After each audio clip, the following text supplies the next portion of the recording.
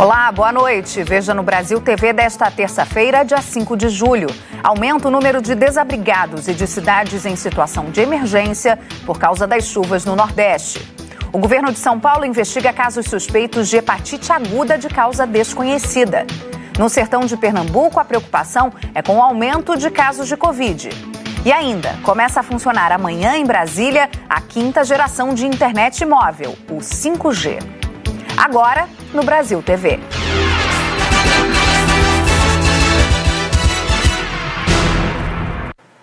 A chuva e as enchentes fazem vítimas em Pernambuco. O corpo de um rapaz foi encontrado hoje pela manhã em um rio no município de Jaqueira. Alex Fernando da Silva tinha 20 anos e trabalhava na prefeitura da cidade. Ele desapareceu no sábado, foi arrastado pela correnteza quando ajudava um grupo de desabrigados. A suspeita é que o jovem tenha tomado um choque.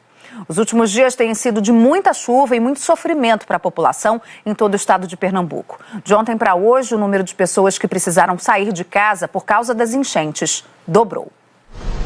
Já são 25 municípios em situação de emergência em Pernambuco. A Defesa Civil confirmou que 9.700 pessoas tiveram que sair de casa por conta das enchentes. No município de Catende, mais de 400 pessoas estão em abrigos ou em casa de parentes. Nós conseguimos tirar várias famílias a partir da sexta-feira. As águas estavam na iminência de subir, ainda não tinham subido totalmente. Trabalhamos a madrugada inteira. As pessoas não conseguiram perder totalmente suas coisas, né? Elas foram abrigadas. Este rio passa por pelo menos 3 cidades antes de chegar ao município de Catende. É o Rio Panelas. E no último fim de semana, a ponte que existia aqui e que ligava 2 bairros do município foi arrastada pela água. Essa ponte aqui a gente usava ela para passar de um bairro para o outro, para o centro da cidade. Mas como foi na sexta-feira, muita chuva, o rio subindo muito rápido, na parte da madrugada mais ou menos, como encheu muito, a água atingiu muito a ponte e acabou levando ela. Nos muros e paredes das casas, a altura em que a água chegou assusta. Em alguns pontos, atingiu perto dos 3 metros. Quem mora na cidade de Quipapá enfrenta o risco de queda de barreiras e alagamentos. O rio subiu 4 metros e mais de 20 comunidades da zona rural estão isoladas. Há décadas, famílias da Mata Sul do estado perdem o sono e acumulam prejuízos em dias de temporal.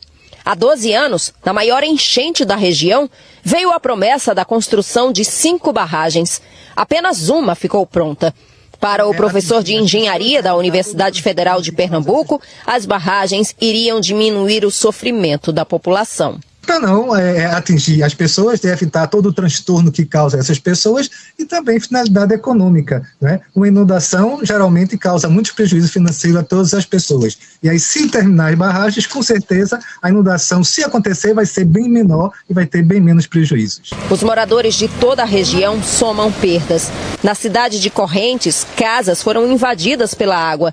Carros ficaram destruídos. Nas ruas, hoje, bastante lama e com os bens que muita gente trabalhou a vida toda para conseguir. Foi tudo perdido. Quando a minha filha chegou para me chamar para tirar as coisas, aí a casa tinha invadido tudo de água.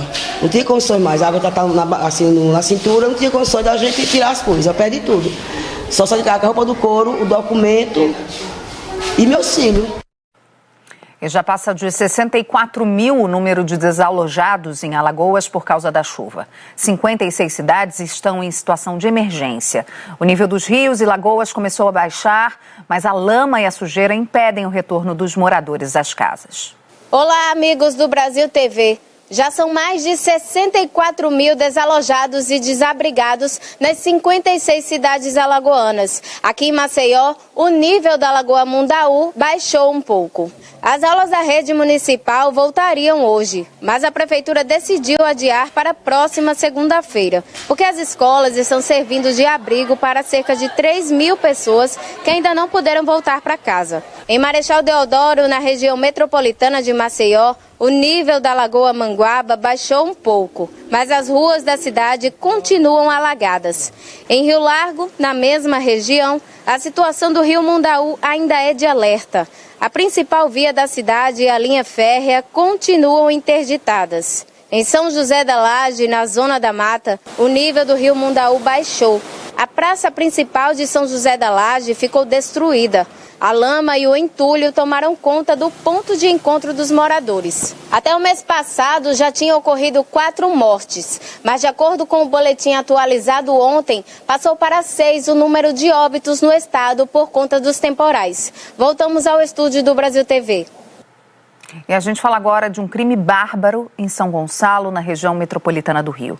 Um homem foi preso suspeito de matar os próprios pais. Segundo a família, Emerson Lopes Martins, de 30 anos, teve um surto psicótico antes de cometer o crime.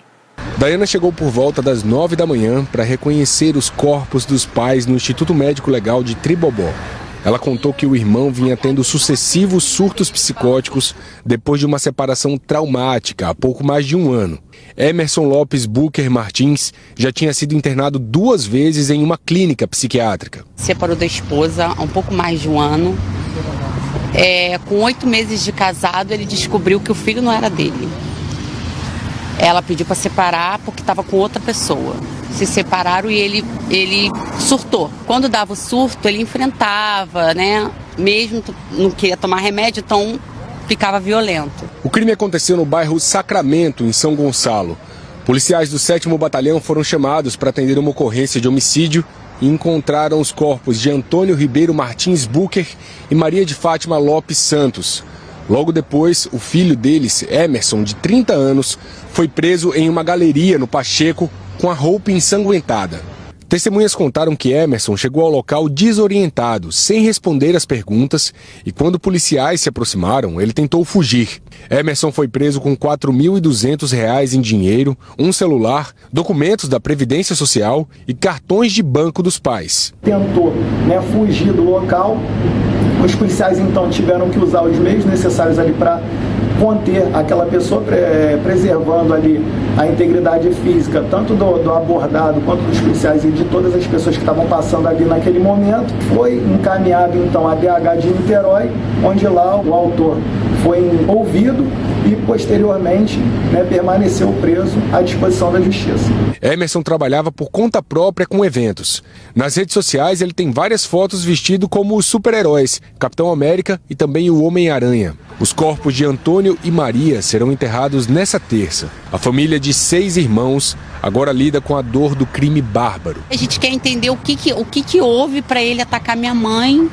Minha mãe é muito dócil, meu pai também é muito dócil. Todo mundo abalado. Tá todo mundo, ninguém esperava isso. Emerson Lopes Martins deve passar por uma audiência de custódia amanhã no Tribunal de Justiça do Rio. E a Polícia Civil de Brasília fez 2 operações contra suspeitos de usar as redes sociais para enganar as vítimas e pedir transferências via Pix. Em um dos casos, o prejuízo de uma família foi de mais de R$30 mil. De Cuiabá, no Mato Grosso, o golpista entrava em contato com as vítimas aqui no DF. O criminoso se passou por um homem de 40 anos, morador do Lago Norte, para enganar a família dele. Ele copiou a foto da vítima e colocou em um novo número de telefone. Aqui, entra em contato com a mãe da vítima falando sobre uma suposta troca de telefone. Bom dia, tô nesse agora. Agenda aí. Depois, ele começou a pedir transferências via Pix e ainda cobrava o comprovante. Aí o criminoso pediu para ser incluído em um grupo da família e saiu pedindo dinheiro para outros parentes da vítima. Foi assim que ele conseguiu mais de R$30 mil de uma só vez. Um prejuízo de cerca de R$32.500. Primeiramente com um Pix de 20 mil do pai, depois abordou a mãe, conseguiu um outro Pix de 10 mil e por final o próprio irmão que deu um outro Pix de 2.500. Quando a fraude foi percebida, já era muito tarde. O crime está sendo investigado pela Delegacia do Lago Norte. Policiais do DF cumpriram hoje 8 mandados de busca e apreensão em Mato Grosso e no interior de São Paulo, locais para onde o dinheiro do golpe era desviado. Os policiais também apreenderam cartões de crédito, usados para transferir esse dinheiro. E hoje a Polícia Civil também fez uma outra operação contra mais um golpe envolvendo o Pix, o do Pix premiado. De acordo com as investigações, o criminoso fazia falsos anúncios de prêmios nas redes sociais para convencer as vítimas a participarem do esquema. Funcionava assim: o golpista invadia as redes sociais de um usuário e publicava anúncios pedindo transferências via Pix para os seguidores da vítima. A promessa era de prêmios num valor até 10 vezes maior que o dinheiro investido. Quem enviava R$300, por exemplo, supostamente receberia R$3.000 de volta. Mas na prática, não voltava nem R$1 para a conta da vítima. Hoje a equipe da Delegacia de Repressão aos Crimes Cibernéticos cumpriu um mandado de busca e apreensão na casa do suspeito de aplicar os golpes, na cidade ocidental. Ele falou que está há aproximadamente 4 anos vivendo de golpes. Dezenas de vítimas que registraram ocorrências aqui na Polícia Civil do Distrito Federal, mas como esse sujeito ele atua também no estado de Goiás, é possível que se chegue a centenas de vítimas que caíram nesses golpes. Então ele pode responder pelo crime de associação criminosa, é um crime que vai a pena de 1 a 3 anos de reclusão, e pelo estelionato. Vários postes pegaram fogo hoje cedo no centro de Santos, litoral de São Paulo.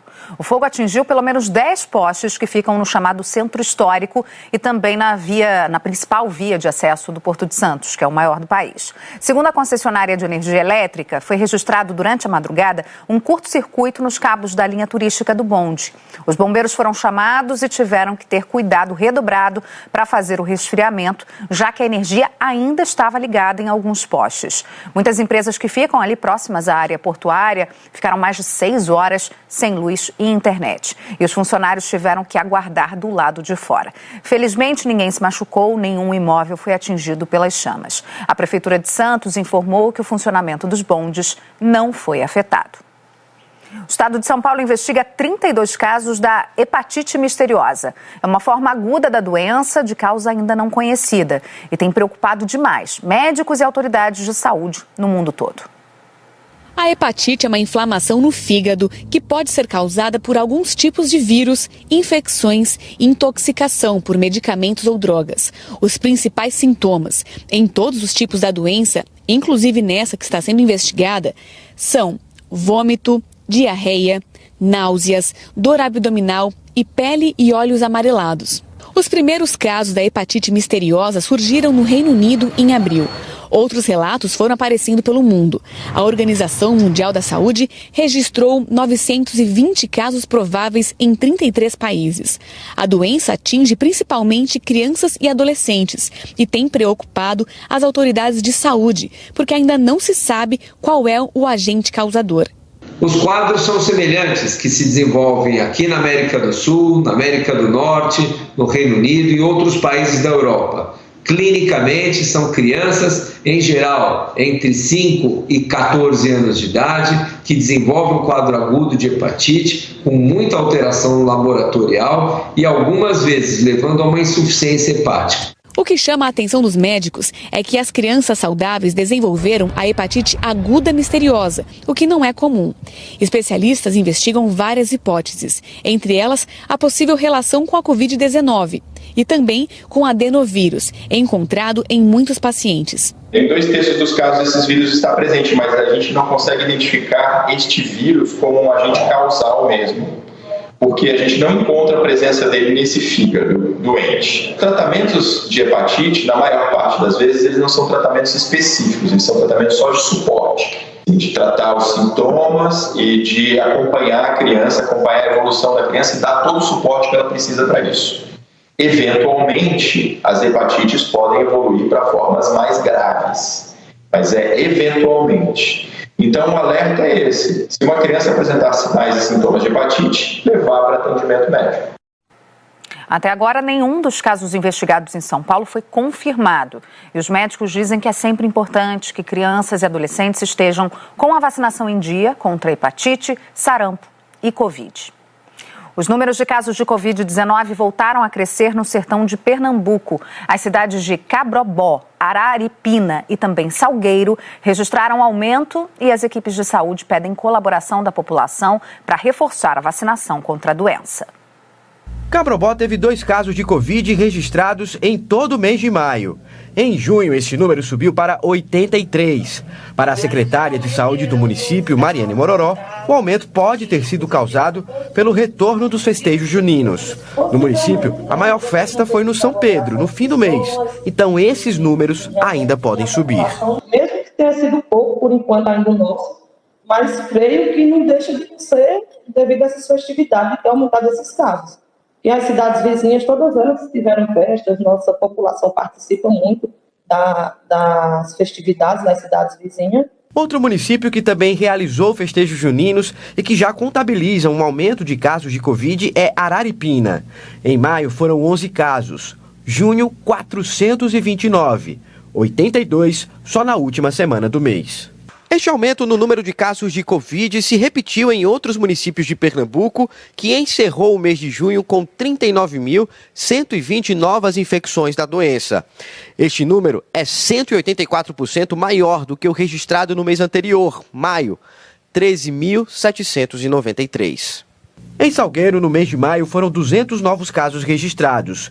Em junho, foram 1.700. As festas juninas no município foram animadas e o secretário de Saúde, Jorge Arraes, acredita que pode ter uma relação. É evidente que um ambiente onde as pessoas estão ali, na sua grande maioria, sem o uso de máscaras, há um aumento também dos casos. E a gente vem acompanhando de perto, monitorando, para ver os resultados nas próximas semanas.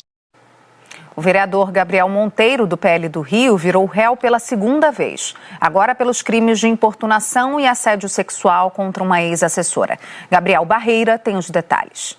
Olá, boa tarde. O vereador Gabriel Monteiro foi denunciado pelo Ministério Público aqui do Rio. A Justiça aceitou a denúncia e agora o processo corre em segredo de justiça. Gabriel Monteiro foi denunciado por uma ex-assessora. Ela diz que se sentia forçada a participar de vídeos publicados na rede social dele e que também foi acariciada sem consentimento pelo vereador Gabriel Monteiro. O caso já é analisado pelo Conselho de Ética da Câmara de Vereadores, num processo que pode levar à cassação do vereador. Gabriel Monteiro negou as denúncias. Em nota, ele disse que a ex-assessora só procurou a justiça horas antes de uma reportagem do Fantástico mostrar denúncias de ex-assessores sobre assédio sexual e assédio moral. Gabriel Barreira para o Brasil TV. E a seguir, como a tecnologia no sertão de Pernambuco melhora a qualidade de uvas produzidas na região e aumenta as exportações. Até já!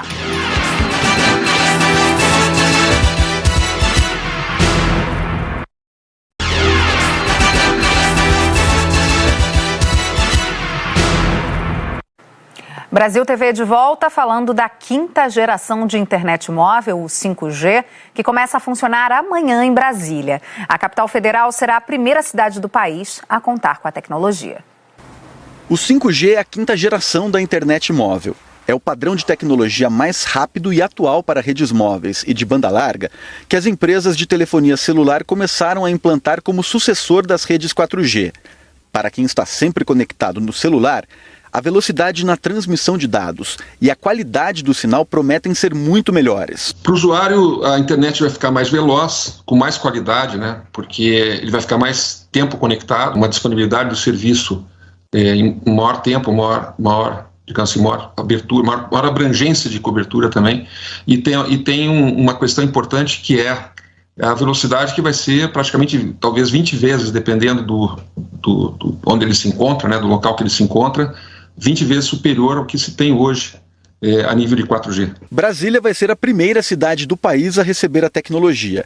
A instalação do 5G é comemorada pelos administradores desse espaço de trabalho compartilhado, na 705 Norte. O Gabriel diz que a expectativa é ampliar o número de clientes por conta da velocidade e estabilidade das conexões. O nosso cálculo de pessoas que frequentam aqui é em torno de 45 a 60 pessoas por dia. Com o aumento do 5G da internet, teremos a expectativa de pelo menos 120 a 160 pessoas aqui no Coor. Os clientes, inclusive, perguntavam quando começaria a funcionar o 5G para fechar negócio. As pessoas procuram principalmente pela questão da internet. Porque você imagina uma pessoa que, entre aspas, está saindo de casa para ter uma boa conexão fora de casa e chega num Coor que tem como especialização ter essa conectividade de internet, não ter uma conectividade boa. realmente é um negócio perdido. Importante para o trabalho, mas também para o entretenimento. Para quem curte assistir às séries e novelas do Globoplay, com o 5G vai dar para aproveitar o conteúdo sem aquelas quedas de conexão. Para ter acesso ao 5G, basta um telefone celular que venha com a tecnologia. Os aparelhos mais novos homologados pela Anatel normalmente vêm habilitados. São 67 modelos certificados.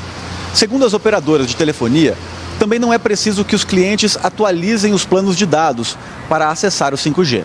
Para ter certeza se o seu celular pode ter acesso ao 5G, é preciso consultar as informações do aparelho e modelo de fabricação. Para você descobrir se seu aparelho já tem o 5G, a Anatel liberou uma lista com os aparelhos homologados para o uso da tecnologia. Basta acessar o site deles e conferir se seu aparelho já está na lista. Ontem, durante uma coletiva de imprensa, a Anatel informou que a partir de amanhã, o 5G já deve funcionar nos celulares que tenham essa capacidade. Os testes ocorreram tudo bem. Na reunião tomou-se decisões ali para a criação de uma sala de guerra para enfrentamento de eventuais interferências. A expectativa ainda é grande com o 5G e principalmente com o futuro que a tecnologia deve trazer. É importante se diga também uma grande transformação que vai haver na indústria, né, brasileira, na medida que o 5G ele proporciona, né, que a internet das coisas, que a gente chama de IoT, dispositivos IoT, se conectem num volume muito maior e com mais qualidade, com uma menor latência, que é o atraso na rede, e com isso a gente tem um ganho, né, um aumento aí do nosso processo produtivo e da competitividade do produto nacional, né, do produto da indústria brasileira e do agronegócio também. Isso é muito importante para a nossa economia.